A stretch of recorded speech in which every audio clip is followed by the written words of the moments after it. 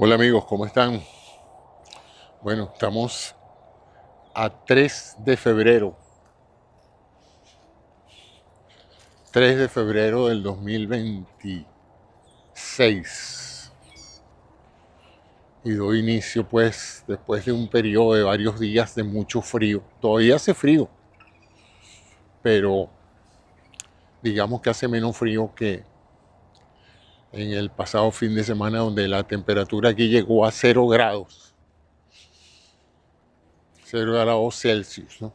32 grados Fahrenheit. Ay, ay, ay. Bueno, aquí con ustedes tratando de darle sentido a la realidad. Y vamos entonces a iniciar las reflexiones de hoy. Este fin de semana he estado pensando mucho sobre el conflicto que sucede cuando uno, después de muchos años de creer en algo, se da cuenta de que ha estado fundamentando su vida en una serie de mentiras. No de mentiras de uno, de mentiras que le han echado el cuento a uno. Y lo difícil que es para mucha gente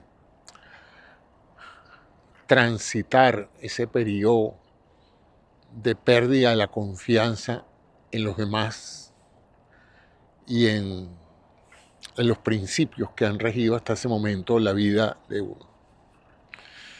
Y lo digo, bueno, porque yo creo que está pasando mucho en muchos países que gente honesta, que gente trabajadora,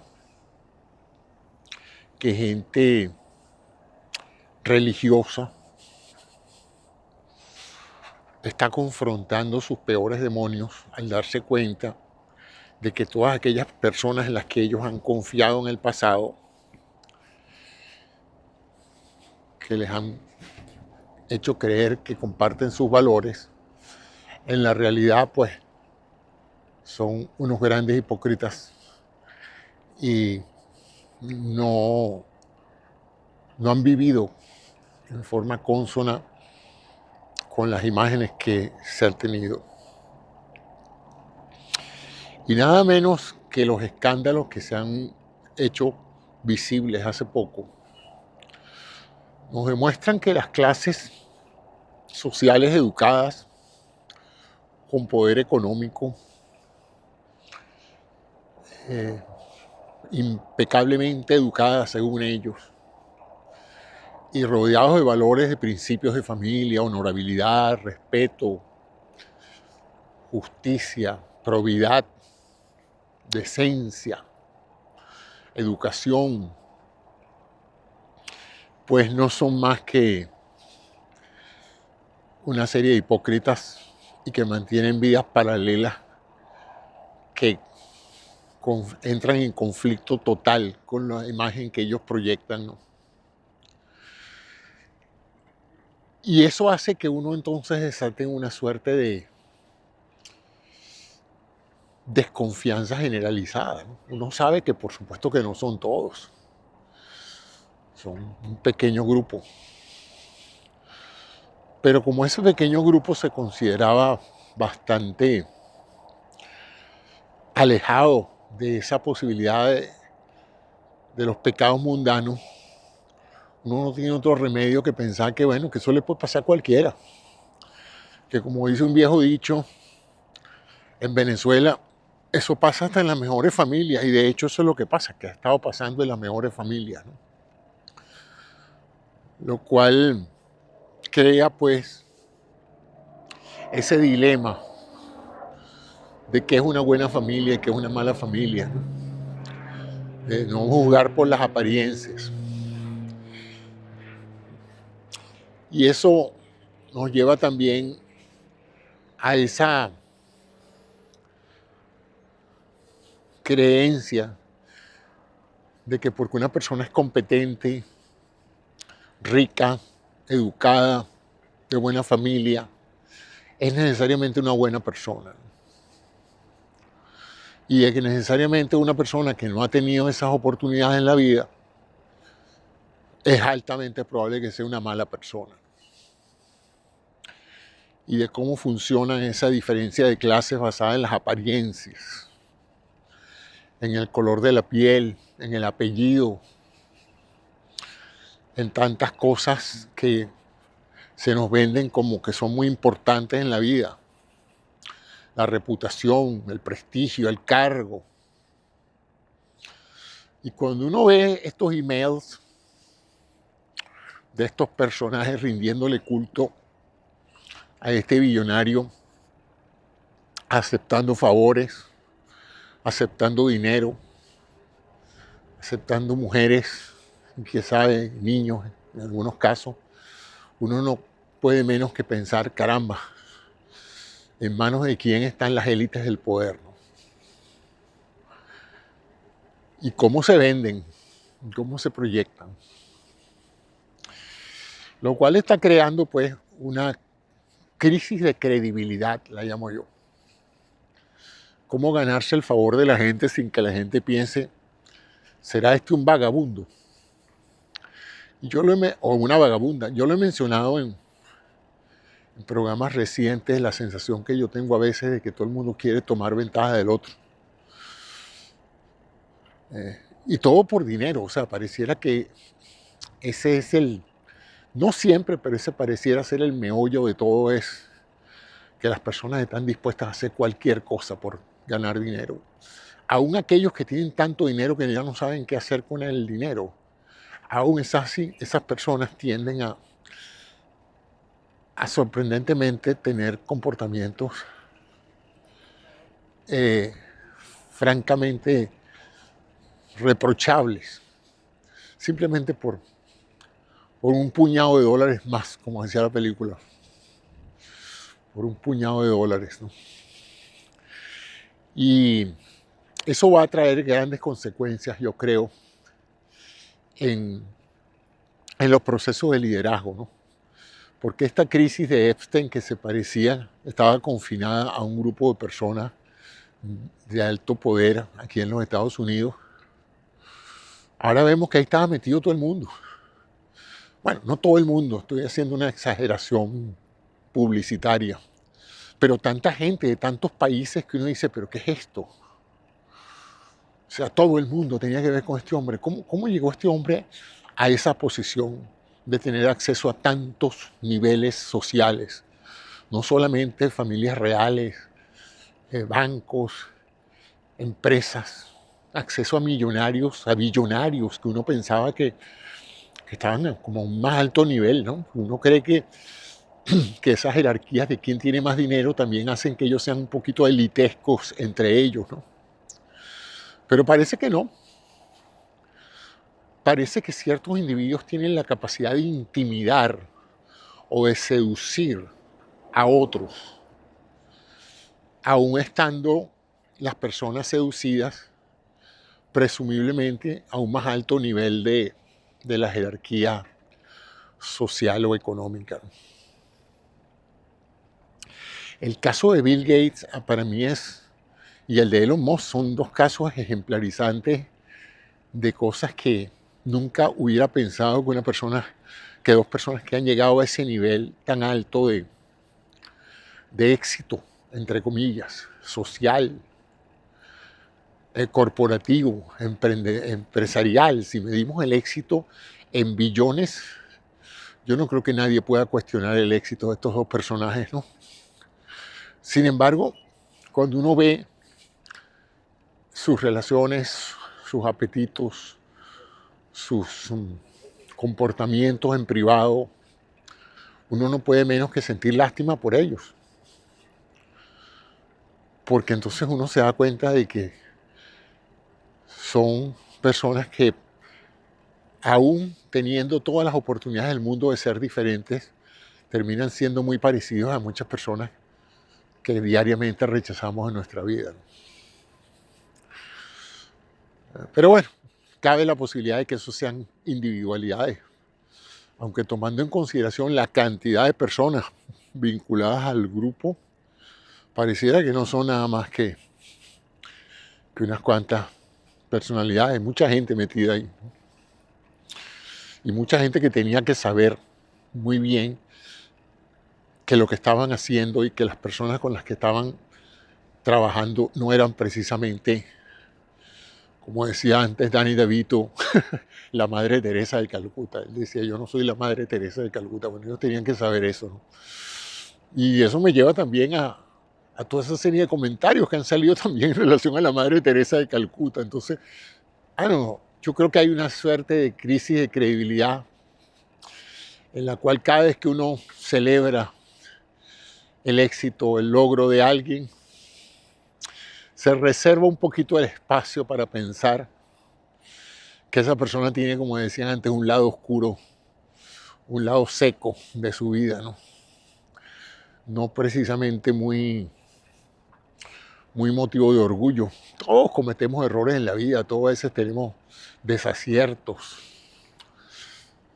Hemos tenido amistades incómodas.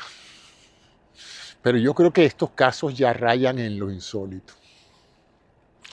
Y ni hablar de la corrupción. O sea, si la parte esta vinculada al caso Epstein nos habla mucho de los apetitos sexuales y psicopáticos de algunas personas, la parte de la corrupción que se está demostrando a nivel mundial, y yo le llamaría por la magnitud de las cantidades de dinero mega corrupción, porque no estamos hablando de $50,000, $100,000, estamos hablando de 50 millones, 60 millones, 500 millones, o sea, estamos hablando de cifras enormes, ¿no?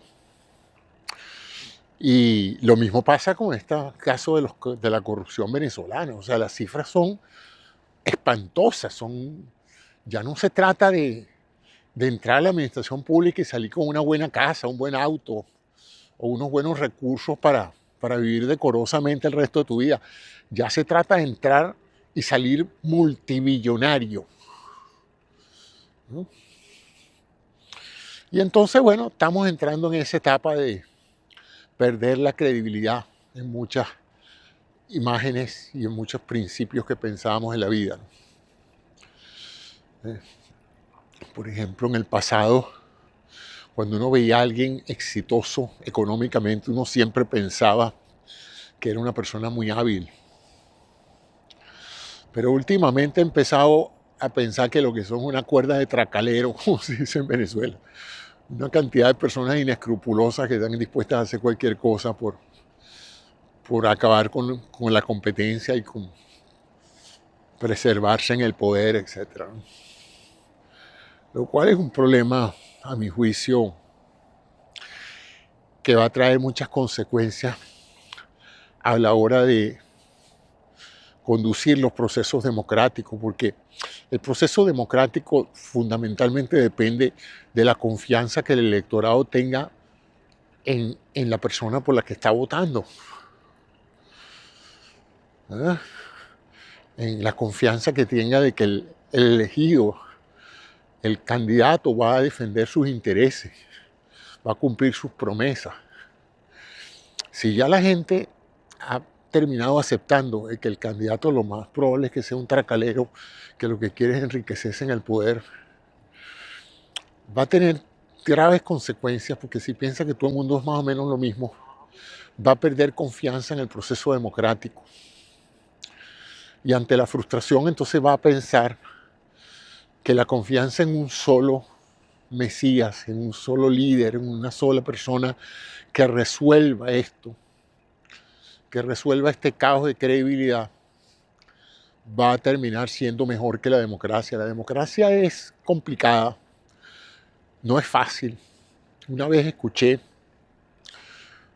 una expresión que me impactó mucho, porque en cierta manera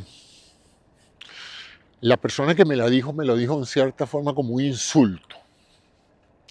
Yo estaba defendiendo, como siempre he defendido, la democracia y sus principios.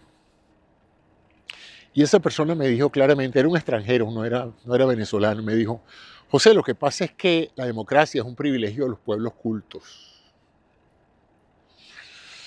Enseguida le respondí, ¿qué piensas tú, que nosotros no somos cultos para ser demócratas?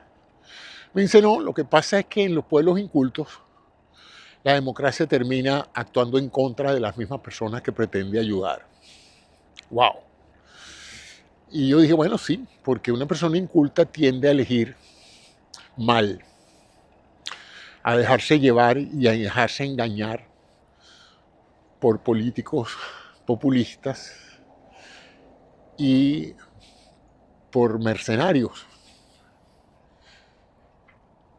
Y eso es un problema para la democracia. Y eso es lo que le ha pasado mucho al proceso democrático en Latinoamérica, pues, que ha estado plagado de un populismo popular que le vende a las grandes mayorías la idea de que se está actuando en su beneficio, cuando en el fondo lo que se está es simplemente cambiando una élite por otra élite y el pueblo sigue siendo igual de pobre, igual de estafado. La pregunta que siempre he tenido es si esto es un proceso intrínseco, natural, o si esto de alguna u otra manera es una combinación de factores intrínsecos y extrínsecos. Déjenme tratar de explicarme mejor. Si el problema de la corrupción latinoamericana, vamos a decir la venezolana, es un problema de que los venezolanos son corruptos por naturaleza, de que están dispuestos a engañar a la familia, a la urbanización, al condominio, al municipio, a la gobernación, al Estado completo y al país entero por usufructuar el poder y el dinero, o es una combinación de factores internos y externos, donde factores externos saben de esas tendencias y toman ventaja de eso. Lo voy a poner en una forma más sencilla, ¿no? Si yo vendo computadoras, por ejemplo, yo voy casa a casa vendiendo computadoras y yo sé que las personas en esa organización no tienen mayor idea de lo que es una computadora, para qué sirve, ni tienen criterio alguno para elegir mi producto sobre otro producto. Yo tengo tres alternativas. A mí me gusta siempre tener al menos tres alternativas, siendo una de ellas no hacer nada, pero a veces tengo más, pero al menos tres alternativas. La primera es éticamente decir, mira, yo no voy a vender computadoras en esta organización porque esta organización está llena de personas mayores. Aquí nadie sabe de computación, aquí la gente se educó y trabajó toda su vida en sistemas analógicos. El producto que yo voy a vender es totalmente ajeno a ellos. Y además ellos no van a tomar ventaja de nada de lo que yo les estoy vendiendo. O sea que en cierta forma los voy a estar como estafando, ¿no? Porque les voy a quitar dinero para darle un producto que no van a usar, que no necesitan, etc. Eso sería, en una economía de honestidad, lo que un vendedor debería decir: no voy a vender allí, voy a ir a vender en un mercado donde haya la necesidad y la habilidad de evaluar la calidad del producto. Claro, es diferente si tú eres ahora ya no el vendedor, que en un momento dado necesitas el trabajo y necesitas salir a vender lo que te diga tu jefe. Y si tu jefe te asigna ese territorio, pues en teoría el buen vendedor debería vender neveras en el Polo Norte o en el sur. Y ahí entra la parte de la honestidad individual, pues, de los valores. Yo he escuchado a mucha gente joven que le han puesto a vender cosas que ellos saben que no funcionan. Y cuando se enteran de la trampa a la cual están participando, se niegan. Dicen, no, yo no voy a salir a vender eso, porque me parece que no es honesto. Y me imagino que la persona, el viejito a quien le voy a vender esto, puede ser mi mamá o mi papá, y yo no quisiera que que una persona viniera a venderles algo y aquí a convencerlos de algo que ellos no van a usar, no necesitan, no van a entender, y a veces incluso que se puede comprar en cualquier otra parte por menos de la mitad de lo que yo les estoy vendiendo. Esa es la opción 1, la opción ética, ¿no? Es la que uno esperaría de una persona decente. Luego tenemos entonces la opción 2. Este es el que sí necesita el ingreso, sí necesita vender porque ese es su trabajo. Y él dirá, bueno, yo voy a tocar puerta en puerta y si alguien se me presenta, yo voy a hacer el esfuerzo por ser un buen vendedor, explicarle todo lo que sé que tengo, pero hacer que la persona entienda que puede o no ser útil. No voy a tomar ventaja de su ignorancia. Voy a explicarle y a responderle certeramente todas las preguntas que me haga, pero no voy a hacer énfasis en engañarlo. Cuando me diga, pero esto calienta la comida. No, señor, esto no es calentar la comida, esto es una computadora. Pero mire, esto me va a entretener. Mire, señora, es poco probable porque usted necesita programar para hacer uso de esta computadora. Y usted tiene 70 años, yo no creo que usted esté ni ahorita en el ánimo, está aprendiendo a programar para usar una computadora. Y esa persona entonces se la juega. En algunas casas venderá porque habrá personas mayores que sí quieran de verdad y que sí entiendan que a lo mejor una computadora los puede ayudar a entrar a internet, a conversar con sus nietos, etc. También personas mayores que tienen muchas habilidades. Escogí el ejemplo ese, pero puedo escoger cualquier otro producto, cualquier otro mercado, ¿no? Y la tercera persona es una persona que sale a cazar, sale a engañar, sale a buscar ese tonto a quien venderle algo que no necesita al triple del precio y con una garantía que nunca va a funcionar y con unas condiciones de préstamo leoninos, con un interés sobre el préstamo enorme, etc. Entonces ahí tendríamos, digamos, los 3 cursos de acción. Uno ético, uno honesto, vamos a decir que el segundo sería honesto, y el tercero, uno típico de la sociedad en que vivimos, donde esa persona que está vendiendo computadoras dirá, mira, todos los días sale un tonto a la calle y el que lo agarre es de él, y yo pienso agarrar varios tontos en esta organización hoy a quienes venderle algo que no necesitan al triple del costo de lo que podrían comprarlo en el mercado y con un producto de menor calidad. Y así ha sido, yo creo que a través de la historia, eso no es nada nuevo, ¿no? Lo que pasa es que ahora los mecanismos para hacerlo hacen al consumidor cada vez más vulnerable, porque la propaganda y el mercadeo crean necesidades que no existen.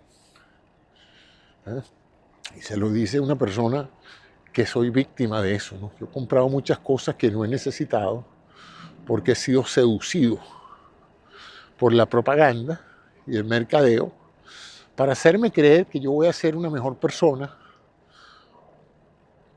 adquiriendo algo que no voy a tener tiempo en esta vida para usar, que a lo mejor no sé usar y que aún usándolo no me va a dar ninguna gran satisfacción, sino una serie de dolores de cabeza por una cantidad de problemas después que acontecen con eso. Y ese es el dilema en que estamos viviendo cada día. Lo que pasa es que cuando uno confronta a un vendedor, uno quiere pensar que la persona que le está vendiendo el producto tiene los mejores intereses de uno enfrente, que es una persona honesta, que es una persona que te está diciendo el precio real del producto. Porque uno a veces ha encontrado gente así. Yo he entrado en tiendas donde me han dicho, mire señor, este es el producto y tal, y tú sabes si se consigue mejor en otra parte. Sí, señor, la verdad es que sí se consigue más barato. Si usted quiere me lo compra aquí, pero sí hay. Sí, esto se vende un 20% más barato en otra parte. Hay gente honesta, hay gente que le cuesta muchísimo, aún en contra de sus propios intereses, le cuesta mucho mentir, engañar o confundir a alguien, ¿no? Y hay gente que no, pues todo depende de la avidez por el dinero. Entonces, esas son algunas de las reflexiones que siempre tengo en relación con esta sociedad de consumo. Y cuando pienso que estoy solo en estas reflexiones y veo una cantidad enorme de programas reflejando lo mismo y el vacío que mucha gente tiene, de que tratan de llenar consumiendo y consumiendo y consumiendo, cuando al final pareciera que eso no termina sino reduciendo sus ahorros y su calidad de vida y llenándolos de objetos y de servicios. A veces no son objetos, es servicios que no terminan consumiendo nunca, ¿no? Pero de nuevo está la racionalidad económica. Si eso no fuera así, ¿de qué vive la gente entonces? Pues? ¿De qué vive la gente entonces? Ahorita estamos ante un gran dilema con la inteligencia artificial. La inteligencia artificial se nos está introduciendo por todas partes. No solamente nos están dando excelentes oportunidades de probarla, y créanme que es realmente adictiva. Una vez que uno entra en unos chat box de esos, en un chat GPT o en cualquier otro, y uno pide algo, uno solicita ayuda, uno pide información, uno se da cuenta del tremendo ahorro de tiempo y la tremenda ayuda que representa competir en un mercado laboral si uno tiene acceso a esas herramientas. Lo cual está haciendo que inevitablemente nos volvamos cada vez más dependientes y adictos a eso. La pregunta es, y ya yo tengo 2 años usando la inteligencia artificial y la he disfrutado muchísimo. He hecho de todo: video, gráfico, artículos, análisis, cálculos. He aprendido lo que no he aprendido en 14 años de educación superior, lo he aprendido yo en estos últimos 2 años con la inteligencia artificial. Es como tener un profesor que no se cansa nunca de responder. A veces me da como pena, porque digo yo, ya debe estar harto de que yo le pregunte y le pregunte y le exija y le exija, hasta que me acuerdo que no hay ninguna persona detrás, sino que es un algoritmo. Entonces digo, no, este no se cansa nunca, déjame seguirle preguntando. Y a veces me dan las 4 y las 5 de la mañana en una de esas sesiones largas donde mi curiosidad se impone sobre la inteligencia artificial y no me sacio, ¿no? Sin embargo, dentro de ese mismo marco de optimismo y de fascinación por la inteligencia artificial, tengo también esa sensación de las consecuencias de tener esta tecnología. Lo que ya muchos de estos mismos líderes de la misma refieren como la pérdida enorme de empleo, la cantidad enorme de personas que van a ser desplazadas por esto, la esperanza que hay de que consigan otra cosa que hacer y con qué ganarse la vida, las enormes fortunas que algunas personas están haciendo con esto, las enormes expectativas que se están creando para los inversionistas de esto, pero también las voces que con cautela están apuntando que esto puede ser una enorme burbuja que cuando estalle se va a llevar grandes cambios sociales y económicos a nivel global. Porque se ha invertido mucho dinero, porque es una tecnología que requiere mucha energía eléctrica, mucha agua para refrigeración.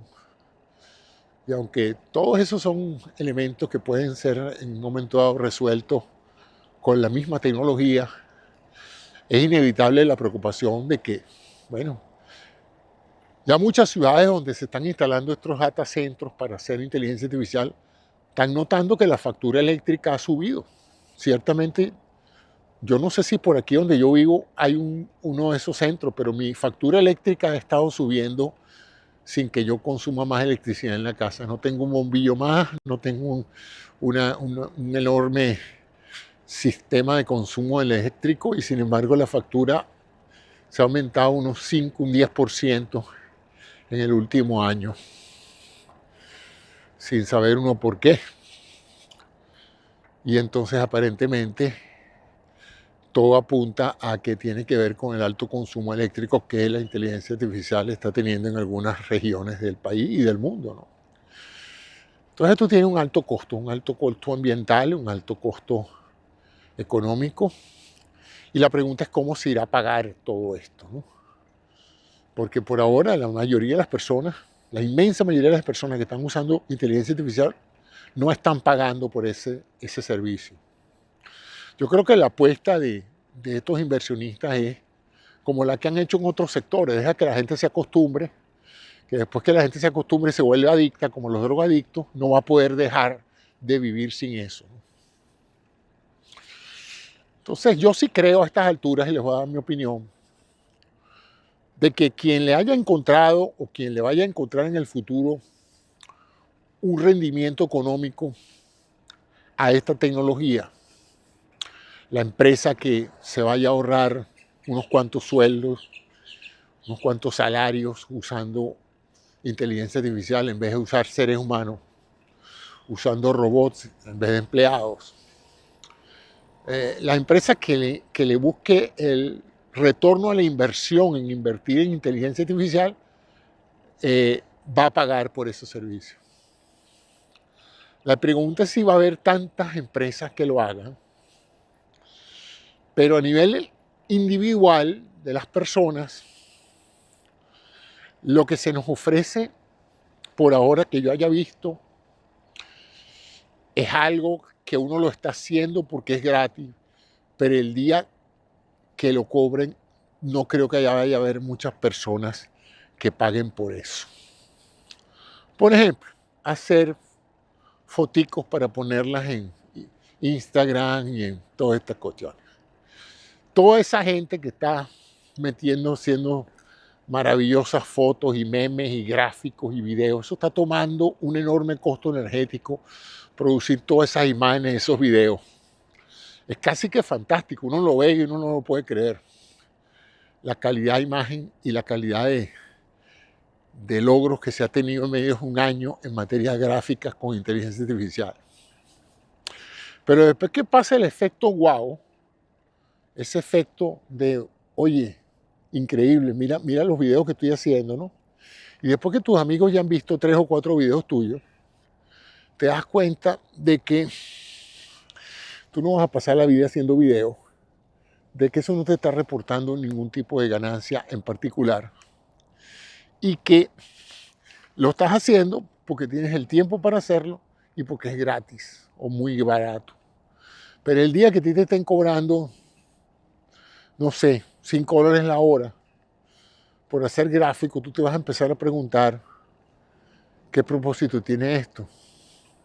Qué tan importante para mí es mantener unos contenidos en las redes sociales que me mantengan vigente cuando esto no se reproduce en forma de un retorno a la inversión de tiempo y dinero que yo estoy metiendo en esto. Es un poco lo que le está pasando a la gente como yo que hace contenidos en YouTube, Instagram y TikTok, que gastamos un enorme tiempo buscando temas, preparando material, usando la inteligencia artificial para generar videos y gráficos y cosas que apoyen y hagan más atractivo el producto, para postearlo, para después vernos pseudo satisfechos porque lo vieron 100 personas, 1000 personas, 2000 personas, ¿no? Pero cuando tú te vas a la realidad, tú estás trabajando de gratis, como dicen, ¿no? Nada de eso está aportándote ningún tipo de ingreso que justifique ni el tiempo laboral, ni el dinero de inversión que tú estás haciendo en las herramientas que estás usando. Y lo mismo le está pasando, creo yo, a la gente de los podcasts y a los periodistas y a muchas otras personas que en ausencia de un trabajo tradicional en el mundo de los contenidos, bien sea que fueran locutores, animadores, periodistas, entrevistadores, etcétera, se han tenido que ver forzados a trabajar por su cuenta como productores independientes, algunos les va a ir muy bien. Y les va a ir muy bien porque vienen de los medios tradicionales de televisión y cine, ya los conoce todo el mundo, son gente muy famosa. Por lo tanto, ya ellos venían con su propia audiencia, ¿no? Sin embargo, aún así, esa audiencia los está viendo de gratis.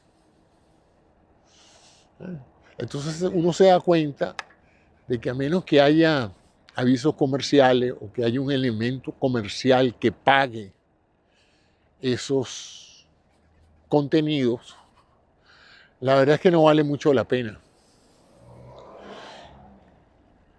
Y siguiendo esa ley universal que dice que la inmensa mayoría de los beneficiados de un proceso termina siendo una minoría y que la mayoría de las personas trabajan y trabajan sin ganar nada, yo me temo que eso va a pasar en muchas áreas del sector creativo, ¿no? Que la gente se ilusiona porque fulanito le está yendo muy bien y dice, bueno, ¿y qué es lo que hace fulanito? Se para detrás de una cámara, pone un micrófono, habla una hora y mira, está millonario. Esas son fantasías, fantasías que el sistema crea en alguno que otro que tiene éxito por razones diversas.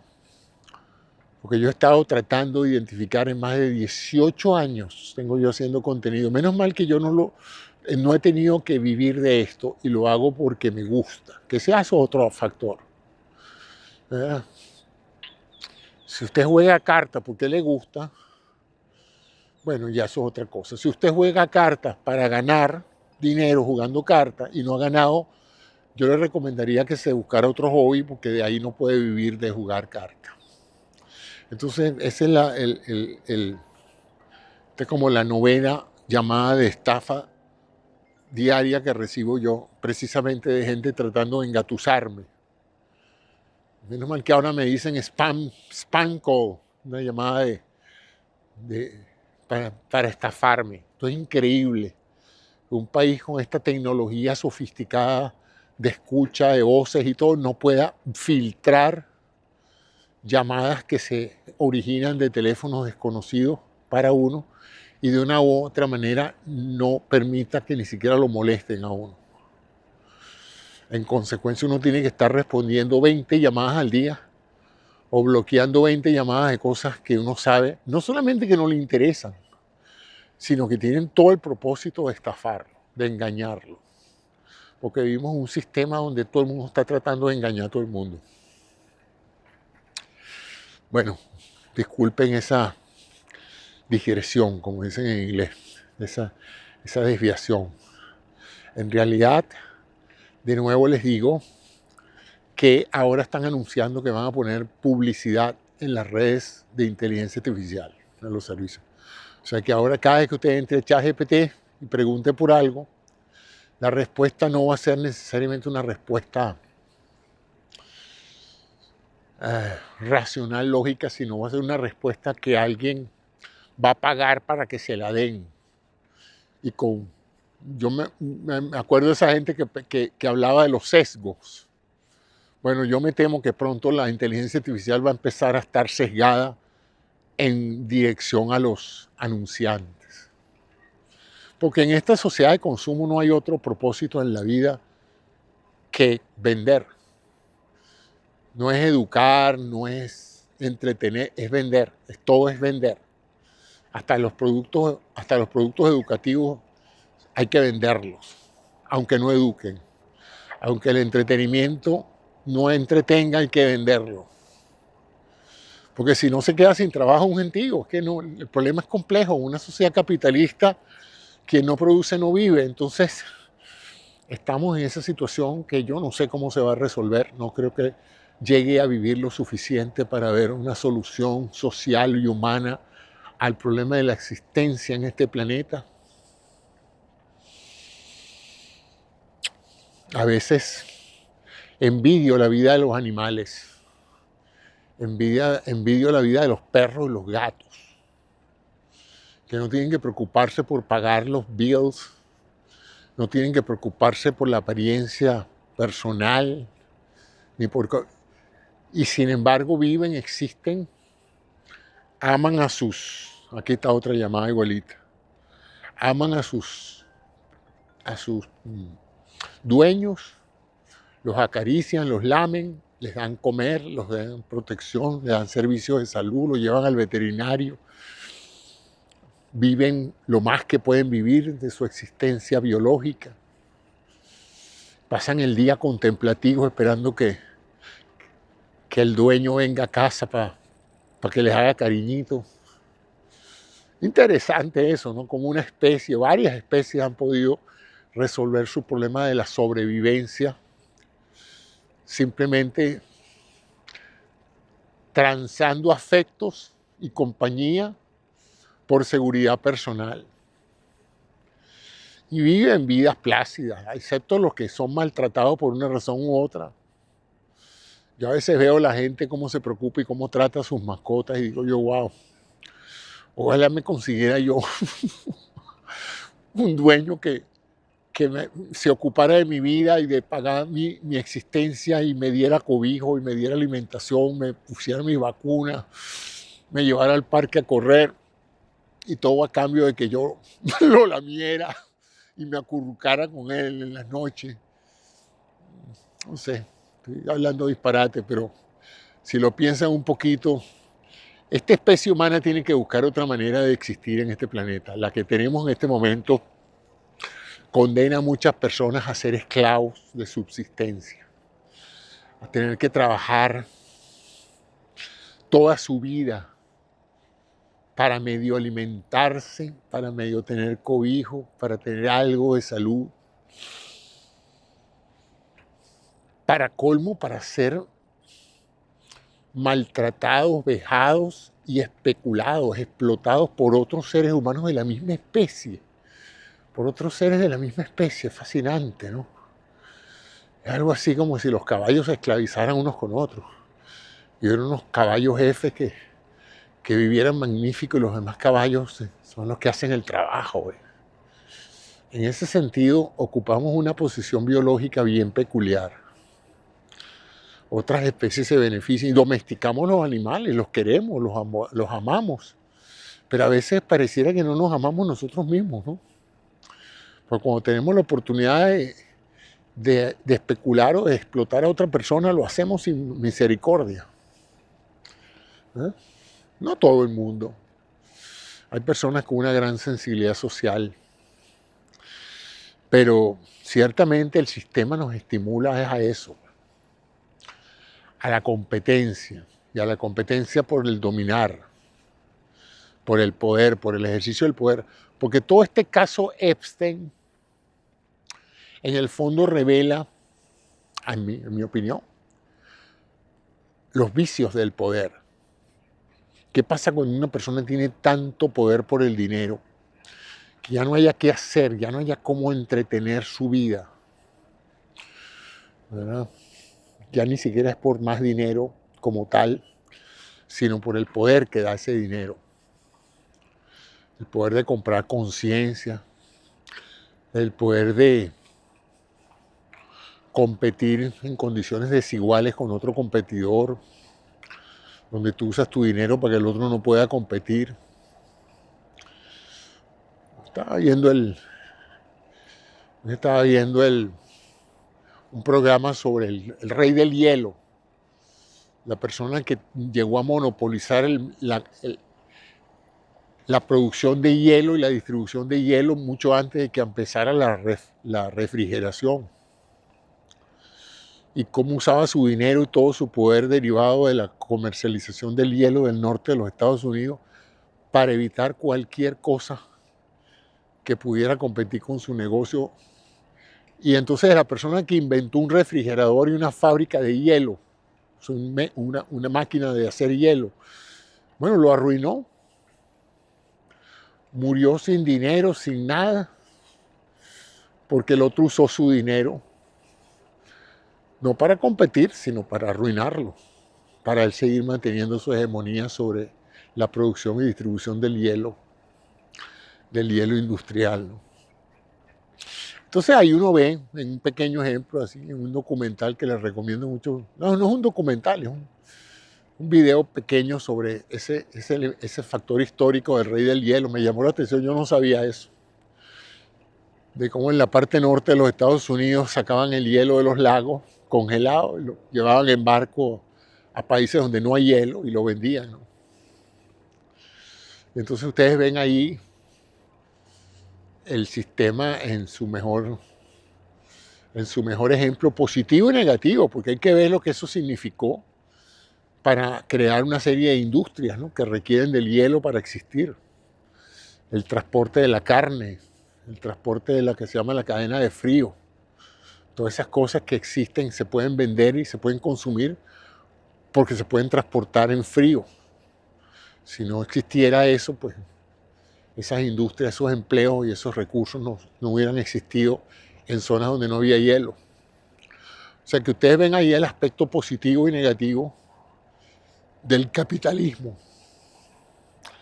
Positivo en el sentido que creó una enorme cantidad de industrias derivadas de eso. Negativo en el sentido que era un monopolio. Por eso lo llamaban el Ice King, el rey del hielo. Interesante el personaje. Y eso se ve mucho también. Bueno, esa es básicamente algunas de las reflexiones que he tenido en las últimas 24 horas aquí con este frío. Ya me voy a ir de vuelta a casa porque la verdad es que a pesar de que tengo mi chaquetica, hace mucho frío. Y cada vez está bajando más porque el sol ya no está calentando. Vamos a ver qué sigue saliendo con los casos Epstein, cómo se proyecta esta debacle. Y bueno, la otra cosa es la situación de tensión que se está dando en relación al estado mental del presidente, a esa necesidad de estar tuiteando. Eso voy a hacer un programa sobre eso, ¿no? ¿Por qué tuitear? ¿Por qué escribir? ¿Por qué decir todo lo que se les ocurre a cualquier hora de la noche o de la madrugada? Es fascinante eso. Ahí vi un tuit de Elon Musk el 25 de diciembre a las 8 de la mañana. Ni siquiera es un hombre tan rico a esa hora, en día de Navidad, escribiendo. El presidente escribe, tuitea de noche, se sienta ahí, no se sabe dónde, a escribir lo primero que se le viene a la mente. Cuando el ser humano decidió hacer público todo lo que se le viene a la mente. Bueno, imagínense quién lo está diciendo, pues uno de ellos. Aquí estoy yo pedaleando y contándoles a ustedes todo lo que se me viene a la mente. Pero es que es así. ¿Cuándo empezó eso? ¿Cuándo empezó esa necesidad mundial? Porque el problema yo creo que es mundial esto. ¿Cuándo empezó esta necesidad mundial de decir todo lo que uno está pensando, todo lo que uno se le ocurre? Mi tía Narza decía, hijo, uno es esclavo de lo que dice y dueño de lo que calla. Y qué palabras tan sabias esas, ¿no?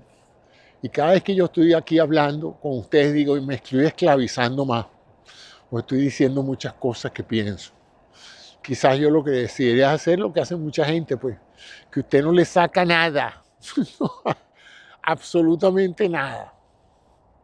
Yo conozco mucha gente de la cual no sé nada, no sé qué piensan, no sé qué sienten, no sé nada. Son personas que han escogido una reserva total de sus vidas. Aún con sus amigos más íntimos no aflojan prenda, como decían antes, ¿no? Es interesante ese aspecto de la psicología de los seres humanos. Hay unas personas que son muy abiertas, ¿no? Dentro de ellos me incluyo a mí, que todo lo que yo encuentro de interés trato de divulgarlo, de compartirlo. Y pienso que debió haber sido así. A través de la vida hay seres que tienen necesidad de compartir lo que encuentran, lo que aprenden, lo que descubren. Ciertamente los científicos, ¿no? Y hay personas que no tienen esa necesidad interna. Se deleitan descubriendo o encontrando cosas y reservándolas para ellos mismos, para un grupo muy selecto de personas, pero el resto del mundo no sabe absolutamente nada de ellos. Pasan por la vida completamente oscuros. ¿Cuánta gente brillante, cuánta gente extraordinaria no habrá habido de la cual no sabemos nada porque no dejaron nada? No escribieron nada. ¿Sería porque eran brutos, porque no tenían inteligencia? ¿O sería que son de esa línea de pensamiento de ser dueños de lo que tienen y de no quererlo compartir con nadie? La verdad es que no sé. Se lo dejo a ustedes ahí, dejen sus comentarios. Ya me voy a casa, 3 de febrero, con este frío atípico aquí en la Florida. Y bueno, seguiremos expectantes. A ver si pronto puedo volver a mi país, Venezuela, país de nacimiento, en vuelo directo, y ver a ver si puedo compartir con mis compatriotas venezolanos la libertad que todavía no parece haber llegado, pero que sin duda esperamos que pronto llegue a Venezuela y que sea una verdadera libertad, no una libertad condicional. Bueno, hasta mañana pues, que tengan unas buenas noches.